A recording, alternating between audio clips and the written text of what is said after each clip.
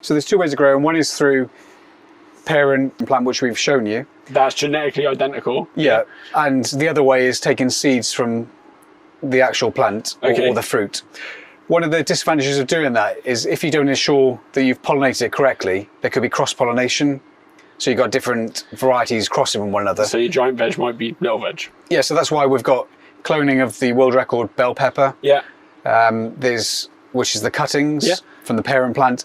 And also what we've got here is, and this is called chitting. Okay. So that's taking the seed from the actual world record bell pepper, which is 720 grams, and then putting that into, just a plastic container, a little bit of kitchen towel on the base, and then just placing the seeds on and then putting that into a warm environment. Okay. So you can just see now these have started to root.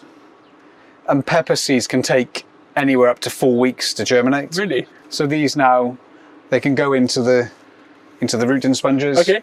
So here, potentially, you could end up with a more giant veg, but also you could end up with a smaller giant veg. Is this where the sort of the mutation comes in, I guess? Yeah, so potentially you could end up with an even bigger bell pepper if it's been pollinated correctly. Yeah.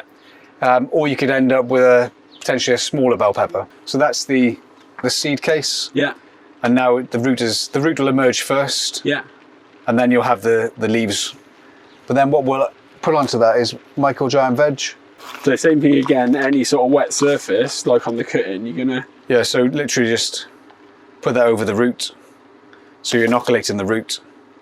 Just do that, and then you've got your rooting gel. This is what I would do. This could work for like any seeds then? Any seeds, really. It's that thing we were saying before, care and attention, right? Yeah, they're quite delicate, but that's put in there now. Probably seal it a little bit more with some rooting gel. So we've got 5 there from the world record bell pepper. Yeah. So we've got another load growing in there. Very nice. So they'll grow from that. And they'll grow, so you can just see the roots coming through. Oh yeah? So this is the life cycle of a pepper. And then from here, then they'll either go into the hydroponic system, like the GoGrow, for example, or they'll go into soil. So as soon as those roots come through, it's time to move them on. That's the so this needs to be moved on now. You can just see the roots coming through the bottom. Share my knowledge here. I believe that's called potting up. It is potting up.